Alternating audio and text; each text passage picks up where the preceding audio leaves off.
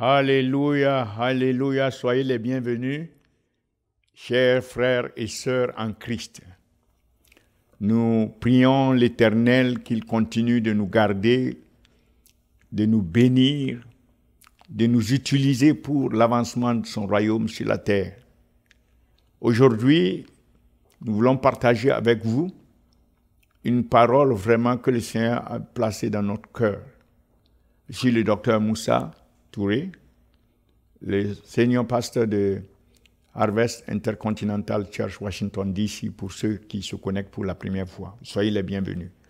Mais avant de commencer, nous voulons prier. Père, nous te remercions pour ta grâce, pour ta présence dans nos vies. Merci de ce que c'est de ton fort intérieur. Toi-même, tu as décidé par toi-même que tu vas faire de nous tes enfants. Et tu es fidèle.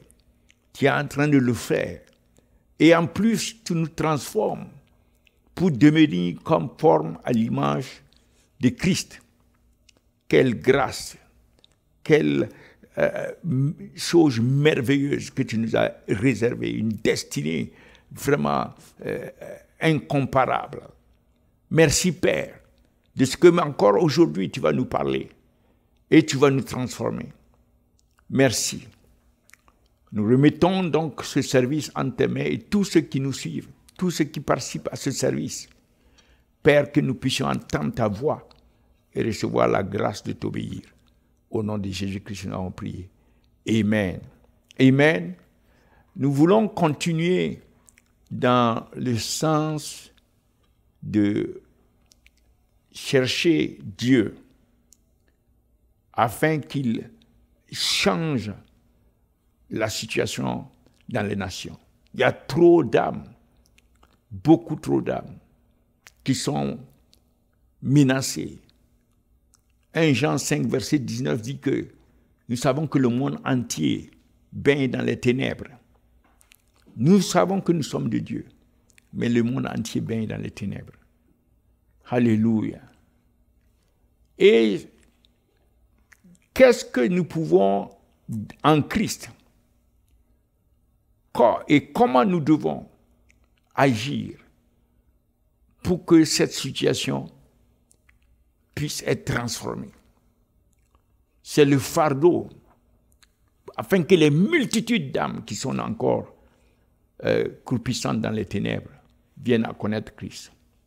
Comme je vous l'ai déjà dit, c'était, je pense, la première fois que je voyais des Écritures en 96, après un temps d'attente devant le Seigneur.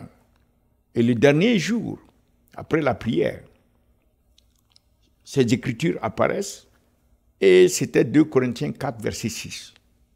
Et il est écrit, « Car Dieu qui a dit, la lumière brillera du sein des ténèbres, a fait briller la lumière dans nos cœurs pour faire resplendir la connaissance de la gloire de Dieu sur la face de Christ. » Il y a la lumière dans nos cœurs. Dieu a fait briller cette lumière. Et cette lumière, c'est la lumière qui apporte la connaissance de la gloire de Dieu qui est sur la face de Christ. Donc cette lumière est unique. Cette lumière est spéciale. Cette lumière est capable de dissiper toutes les ténèbres. Cette lumière, rien ne peut résister à cela. Vous vous souvenez que lorsque Dieu a dit dans le jardin, à la création plutôt, dans Genèse 1, verset 2, il y avait les ténèbres qui étaient sur la face de la terre. Et Dieu a dit, la terre était informe et vide. Il y avait les ténèbres à la surface de l'abîme. Et l'Esprit de Dieu se mouvait au-dessus des eaux. Et Dieu a dit que la lumière soit. Et la lumière fut. Donc la lumière a dissipé ces ténèbres-là. Il y avait des ténèbres à la surface de l'abîme. Mais Dieu ne voulait pas de ces ténèbres. Et Dieu a fait dissiper ces ténèbres en appelant la lumière à l'existence. Aujourd'hui, nous sommes dans un contexte où les ténèbres sont partout dans les nations.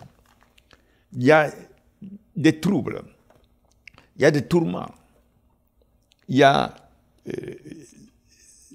du désespoir, alors les ténèbres sont en train, en quelque sorte, de rien. Mais nous savons que la solution, c'est la lumière de Christ. La solution, c'est cette lumière que Dieu a fait briller dans nos cœurs.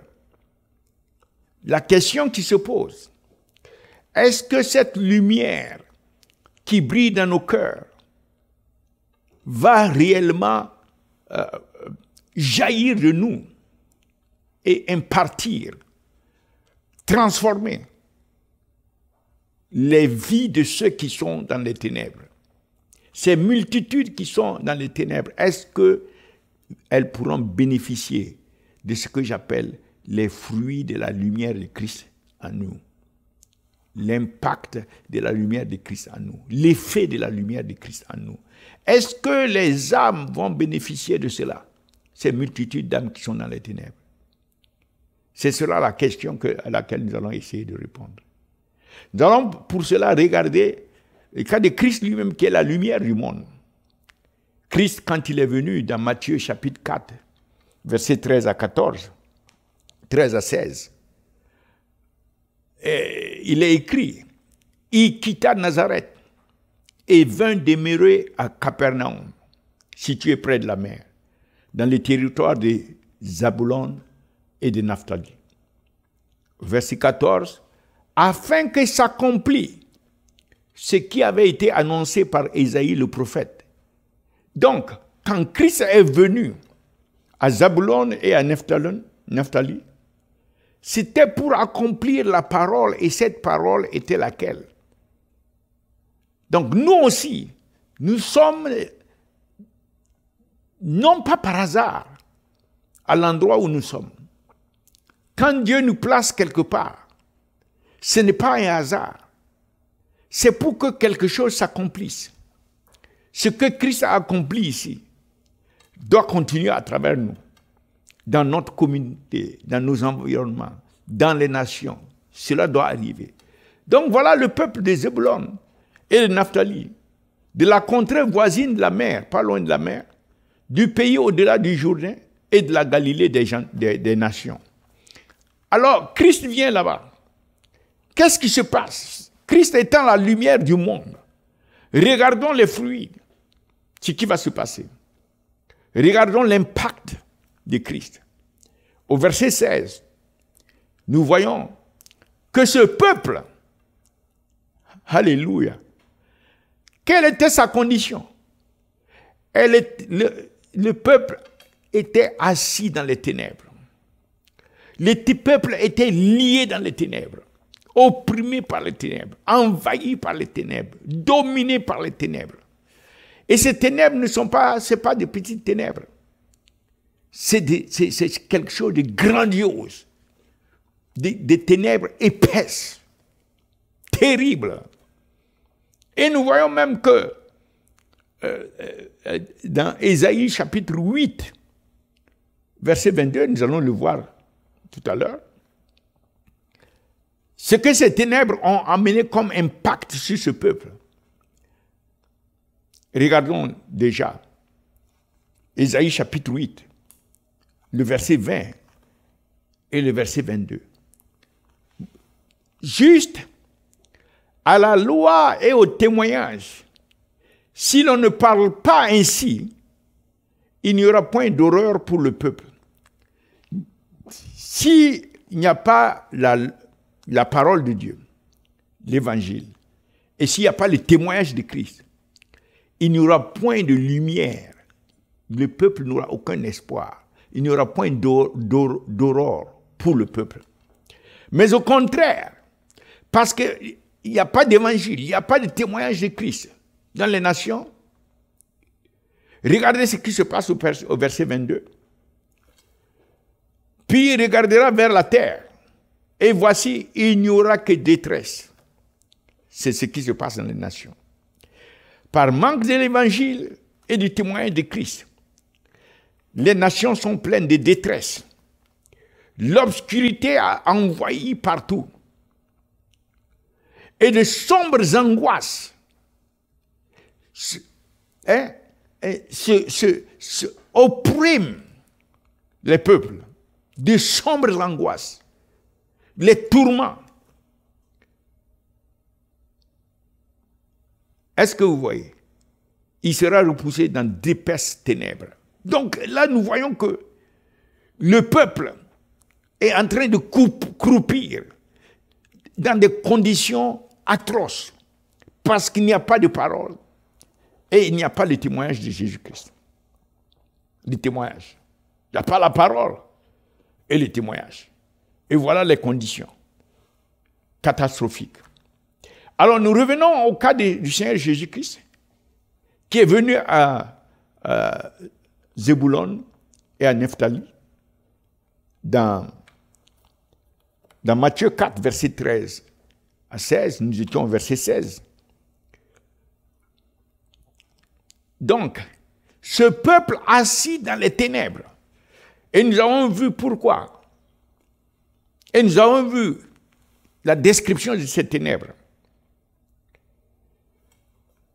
Combien ces ténèbres sont grandes, épaisses. Mais la Bible dit, ce peuple aussi a vu une grande lumière. Alléluia, alléluia, alléluia. La grande lumière est faite pour traiter, s'opposer, détruire les grandes ténèbres. Quelles que soient les ténèbres, il y a une lumière qui est tellement grande, qui est la lumière de la connaissance de la gloire de Dieu qui brille sur la face de Christ. La lumière de Christ lui-même. C'est une grande lumière. La Bible dit la lumière brille dans les ténèbres. Jean 1, verset 5. La lumière brille dans les ténèbres et les ténèbres ne l'ont point vaincu. Les ténèbres ne peuvent pas vaincre la lumière. Les ténèbres ne peuvent pas vaincre la lumière. C'est le terme, je peux donner ça ici, and the light shine in darkness, verset 5. La lumière brille dans les ténèbres et les ténèbres ne l'ont pas vaincu. Darkness comprehend it or not. This term is the terme katalabanyo. Ce terme est le terme en grec katalabanyo. Ça veut dire que les ténèbres ne peuvent pas vaincre la lumière, jamais. Jamais. Alors, la seule chose, la lumière, lui, dans les ténèbres, et les ténèbres ne l'ont point reçu. En quelque sorte, les ténèbres s'opposent à la lumière, rejettent la lumière, essaient de dominer la lumière, ne peut pas parvenir. C'est le terme grec qui est important, qui dit que ça ne peut pas overcome, ça ne peut pas vaincre la lumière. Alléluia. Donc, nous voyons que Christ, quand il est venu en tant que cette lumière au peuple qui était dans les ténèbres. Et nous retournons dans Matthieu 4, verset 16, pour regarder encore la condition de ce peuple. Non seulement ce peuple est dans les ténèbres, mais nous voyons que ce peuple, il est assis dans les ténèbres. C'est comme si ce peuple a perdu tellement l'espoir de s'en sortir que ce peuple prend demeure dans les ténèbres, s'assoit dans les ténèbres. C'est comme si le peuple maintenant est convaincu que c'est sa condition continue, qui n'a pas sans perspective de s'en sortir. Alors le peuple demeure dans les ténèbres, le peuple est assis pour y rester, en quelque sorte, dans la pensée de ceux qui sont dans les ténèbres, ceux qui sont sans Christ. C'est comme s'il n'y a aucune perspective et c'est pour y rester indéfiniment. Il n'y a aucun espoir. Il n'y a pas de sortie pour ce peuple. À l'intérieur de leur pensée, il n'y a aucune issue possible. No way out. Donc, ce peuple n'est même pas en train de penser dans leurs conditions actuelles, dans les ténèbres. Même pas en train de penser comment s'en sortir. Ce n'est pas ça la question. Mais si on regarde même en avant, encore plus, on peut être dans les ténèbres parce que on est dans la nuit, parce qu'il fait nuit. Donc, on est objectivement dans les ténèbres.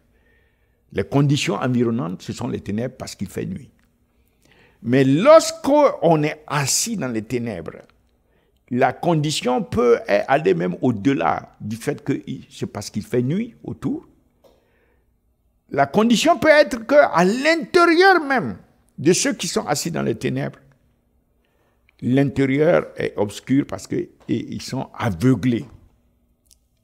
Le peuple est aveuglé, assis dans les ténèbres. Alors la lumière peut briller, mais à cause de l'aveuglement, ils peuvent ne même pas voir cette lumière-là. Alléluia. Imaginez-vous, ça c'est la condition des nations, des peuples qui croupissent dans les ténèbres dans les nations.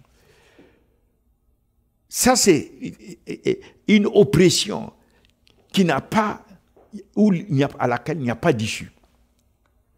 Je voudrais qu'on regarde ce que 2 Corinthiens 4, versets 3 et 4 dit. Dans le même chapitre, 2 Corinthiens 4, verset 6, juste. Alors, l'apôtre Paul dit, si notre évangile, c'est-à-dire le témoignage de Christ, l'évangile de la grâce, est encore voilé, les gens ne voient pas, c'est parce que c'est voilé pour ceux qui périssent, ceux qui sont dans les ténèbres, comme ces personnes-là, sont dans les ténèbres.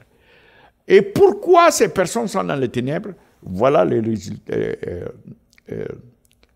la raison. Pour les incrédules dont le Dieu de ce siècle, le Dieu de ce monde, c'est-à-dire Satan, a aveuglé, comme nous l'avons dit. Ce n'est pas seulement parce qu'il fait nuit autour, mais parce qu'à l'intérieur même, il y a un aveuglement, une puissance satanique qui aveugle les nations, qui aveugle les multitudes, afin qu'elles ne puissent pas briller la splendeur de l'évangile de la gloire de Christ, qui est l'image de Dieu. Est-ce que nous pouvons voir jusqu'où le problème est profond? Il y a une puissance d'aveuglement qui empêche les gens. Non seulement ce monde, ces nations, voilà la condition des nations, sont dans les ténèbres, mais en plus, à l'intérieur des peuples qui sont dans ces nations, le diable a placé une puissance d'aveuglement, un esprit d'aveuglement, pour les empêcher. Oh Seigneur, aie miséricorde. Alors, la question qui se pose, surtout pour nous qui avons la lumière, nous en Christ, la Bible dit qu'il a fait briller dans nos cœurs la lumière de la connaissance de la gloire de Christ. Et la gloire qui est sur le visage de Christ. Dieu a fait briller dans nos cœurs.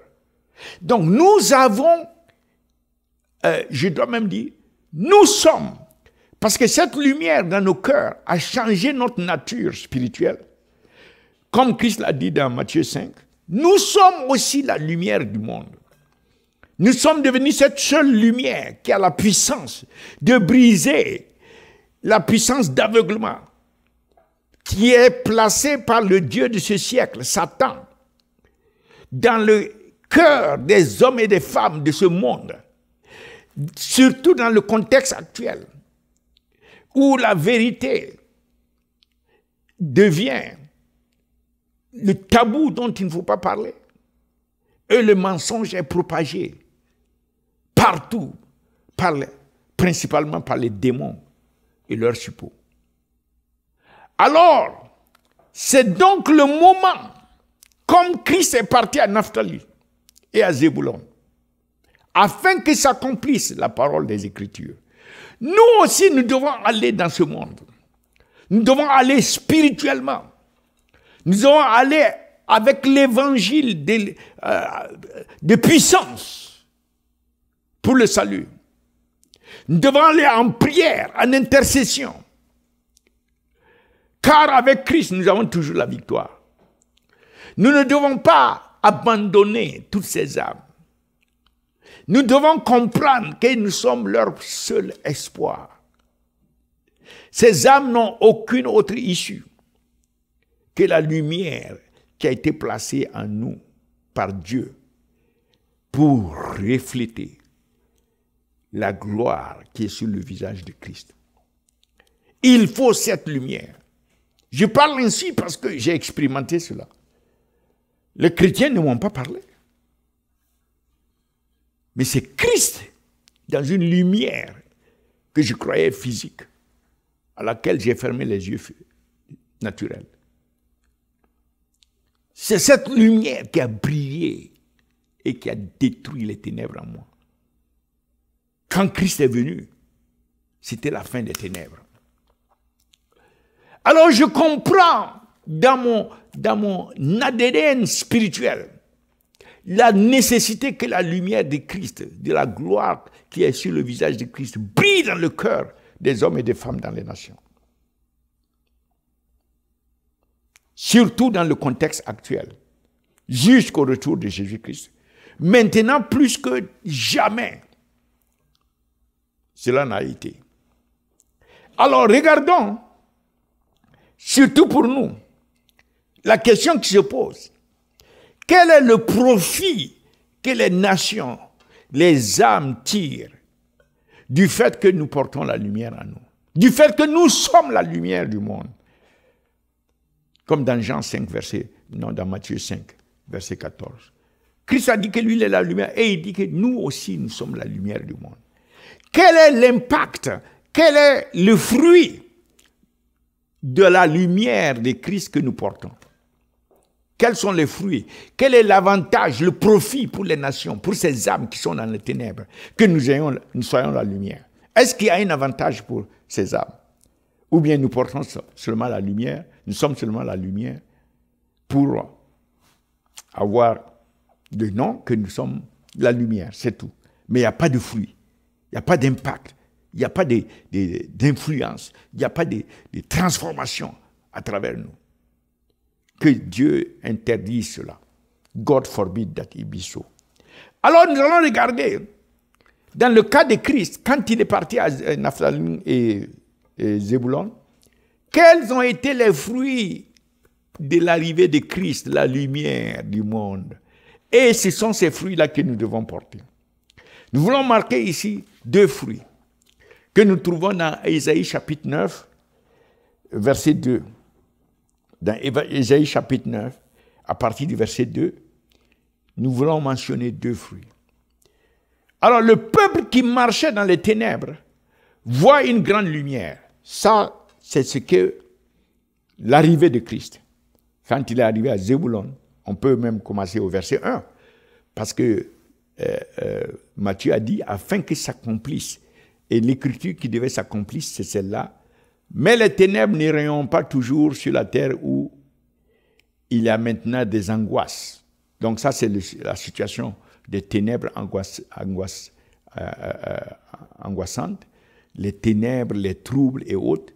Si les temps passés ont couvert d'opprobre le pays de Zébulon et le pays de Naphtali, les temps à venir couvriront de gloire la contrée voisine de la mer, au-delà du Jourdain, le territoire des gentils. Nous voyons ici une perspective prophétique qui doit venir aux nations. Les temps à venir, c'est-à-dire les temps dans lesquels nous sommes, couvriront de gloire les nations. Alléluia. Le territoire des nations. Les gentils ici, c'est le terme nation. Donc, la lumière ici, la lumière qui est la gloire, qui est sur la face de Christ, doit transformer ces nations-là. Et c'est ce processus de transformation, comme Christ est arrivé et a accompli cette parole, qui a été accomplie dans Matthieu 4, verset 13 à 16. Voilà, verset 2 maintenant, la prophétie dit comment cela va se passer. Le peuple qui marchait dans les ténèbres. Bon, c'est déjà pas mal, parce que le peuple en ce moment est encore en mouvement, mais à cause de la pression, des tourments, de l'oppression satanique, ce peuple ne va même plus marcher, mais va commencer à s'asseoir sur ceux qui habitaient le pays de l'ombre de la mort. Ils se sont installés. Ils s'assoient maintenant dans les ténèbres. Ils sont le pays de l'ombre de la mort. Eh Seigneur, c'est-à-dire qu'il n'y a plus de vie. Il n'y a pas de perspective de vie. C'est la mort, pas seulement la mort physique, c'est la mort spirituelle. Il n'y a rien qui puisse leur apporter un espoir de vie spirituelle. Alors la Bible dit ici que ce peuple a vu une grande lumière. Et ce peuple qui est assis, qui s'est installé, qui a perdu tout espoir, qui est dans le grand désespoir, qui est complètement égaré, sans perspective, ce peuple qui est spirituellement mort, il y a une lumière qui est venue. Cette grande lumière qui est Christ est arrivée à Zébulon et à Naphtali. Et voilà les conséquences maintenant au verset 3. Tu rends le peuple nombreux, et tu lui accordes de grandes joies. Il se réjouit devant toi, comme on se réjouit à la moisson, quand on pousse des cris d'allégresse au partage du butin. On continue. Car le joug qui pesait sur lui, le bâton qui frappait son dos, la verge de celui qui l'opprimait, tu les brises. Donc, nous voyons ici deux conséquences qui sont les fruits de cette grande lumière qui vient sur ceux qui sont assis dans les ténèbres. Le premier fruit de la grande lumière qu'est Christ, quand Christ est venu à Zébulon et à Naphtali, la première, c'est au début du verset, c'est au verset 3, le premier fruit, c'est que tu rends le peuple nombreux. Tu rends le peuple nombreux, tu lui accordes de grandes joies, il se réjouit devant toi, il se réjouit devant le Seigneur, comme on se réjouit à la moisson. Mais cette réjouissance, des cris d'allégresse, tout ça sont des comparaisons physiques. Mais en réalité, quand Christ est venu, il a apporté des joies spirituelles. Il a apporté la joie de sa présence. La présence de Christ, demeurer dans la présence, rentrer dans la présence de Dieu, apporte des joies qui ne sont pas données par ce monde. Et Christ, quand il est venu à Naphtali, il est venu à Zébulon, ce n'était pas des joies, bon, c'est comparé physiquement pour qu'on comprenne, mais en réalité, les joies que Christ a apportées, ce sont les joies spirituelles. Les joies de goûter la présence de Dieu qui n'était pas là depuis longtemps. Alors le peuple, ce n'est pas seulement un accroissement en termes physiques, mais c'est un accroissement dans la connaissance de la présence de Dieu. La présence de Dieu a amené une dimension à ce peuple qui était dans les ténèbres. Donc ce peuple est transformé à cause de la venue de cette lumière et l'impact en termes de joie, en termes de transformation, en termes de connaissance de Dieu. Tout cet impact-là sont les fruits du fait que la lumière qui est venue, Christ qui est venu en tant que grande lumière, a eu un impact sur ceux qui étaient dans les ténèbres. Et voilà les transformations, les fruits. Est-ce que c'est ce qui se passe aussi avec nous? C'est ça, ce qui est arrivé avec Philippe. Quand il est allé en Samarie, la Bible dit que toute la ville était dans une grande joie.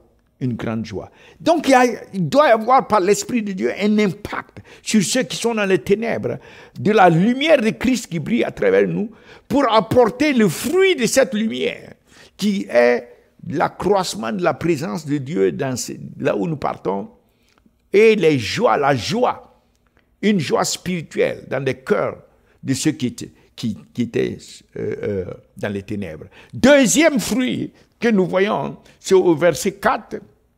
Quand Christ est venu à Zébulon et à Naphtali, la Bible dit que le joug, il y avait un joug, une oppression. Le diable opprimait, régnait.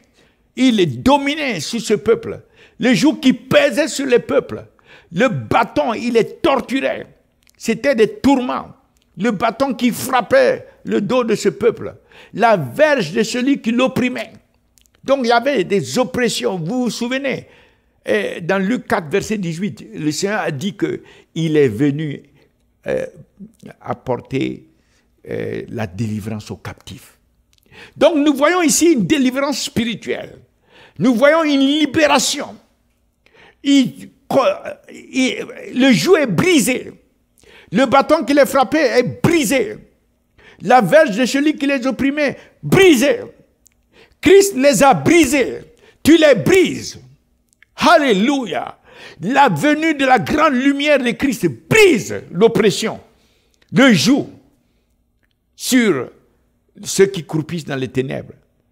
Et comme à la journée de Médiane, vous vous souvenez, lorsque Gideon a combattu et a vaincu les Médianites, donc c'est à travers là qu'il y a eu le bouleversement et le joug a été brisé des Médianites sur le peuple juif.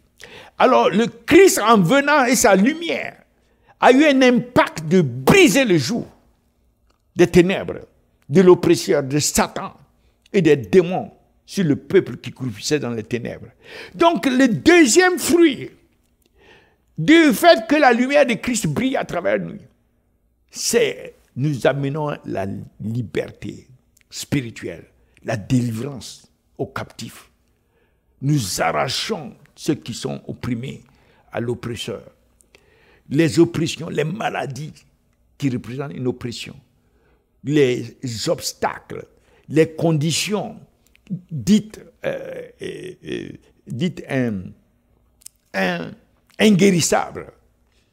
Toutes ces choses qui représentent les œuvres des ténèbres doivent être brisées. Ce joug doit être brisé.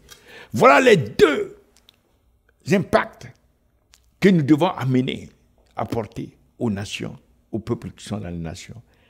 Mais est-ce que vraiment nous sommes conscients que nous avons ces trésors, nous avons cette puissance, la grande lumière devant laquelle aucune ténèbre ne peut rester. Il n'y a aucun obstacle qui ne peut résister.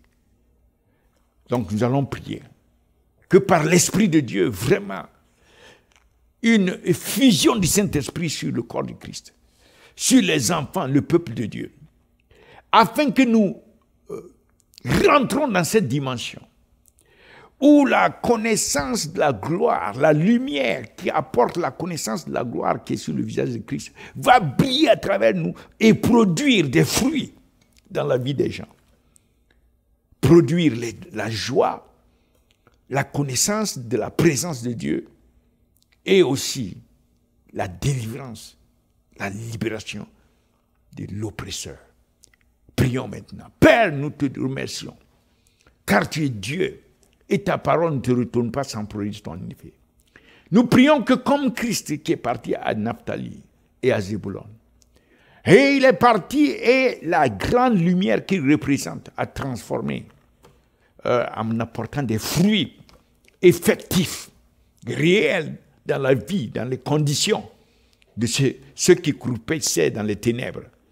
Que nous aussi nous puissions aller vers ces nations, que ce soit en prière, que nous puissions proclamer que la lumière pénètre dans le cœur des hommes et des femmes, que nos décrets soient confirmés par la puissance de ton esprit, pour que la lumière pénètre effectivement et brise la puissance d'aveuglement et extirpe de là l'esprit d'aveuglement et toutes les ténèbres qui sont dans les cœurs des hommes et des femmes partout dans les nations. Que aussi, que ce soit par l'évangélisation de puissance et de démonstration, Seigneur, que les captifs soient libérés, que le joug soit brisé sur les nations, sur les peuples, sur les races, sur les langues, sur les tribus, que tout ce que le diable fait comme œuvre satanique soit brisé sur les âmes. Merci Père. Aide-nous, Saint-Esprit, à rentrer dans cette dimension de la volonté du cœur du Père pour nous. Aide-nous, Saint-Esprit, au nom de Jésus-Christ. Nous allons prier. Amen. Amen. Maintenant, nous allons prier pour ceux qui veulent donner leur vie au Seigneur Jésus-Christ. Vous dites seulement, Seigneur Jésus, je t'ouvre mon cœur. Je reconnais que je suis pécheur. Pardonne-moi mes péchés et lave-moi par ton sang. Merci de ce que tu vas venir bientôt me chercher. Mais aujourd'hui même, je te reçois comme mon Seigneur et mon Sauveur personnel. Merci de sauver mon âme, de faire de moi un enfant de Dieu, né de nouveau, et membre de la famille de Dieu. Merci Seigneur Jésus-Christ. Au nom de Jésus, nous allons prier. Amen. Amen. Et nous allons aussi déclarer que les nations sont en train d'arriver. Continuent de venir à la montagne de prière. Que les nations sont en train, les hommes et les femmes de l'Europe, de l'Asie, nous appelons les intercesseurs de l'Australie, des îles océaniques et des Pacifiques. Que l'Esprit de Dieu vous suscite et vous amène à la montagne de prière, Madagascar, que ce soit de l'Afrique ou des îles Caraïbes, des États de l'Amérique du Sud et de l'Amérique du Nord. Que le Saint-Esprit continue d'amener ses intercesseurs jusqu'à ce que toutes les nations soient représentées continuellement, jusqu'au retour de Jésus-Christ, qu'il s'en soit ainsi. Au nom de Jésus-Christ, nous avons prié. Seigneur vous bénisse et vous garde. Seigneur, que sa face brille sur vous. Le Seigneur vous protège, vous et votre famille, et vous donne la paix, shalom, soit votre portion. Le Seigneur vous garde et vous donne la santé divine et vous prospère dans tous les aspects de vos vies. Au nom de Jésus-Christ. Amen.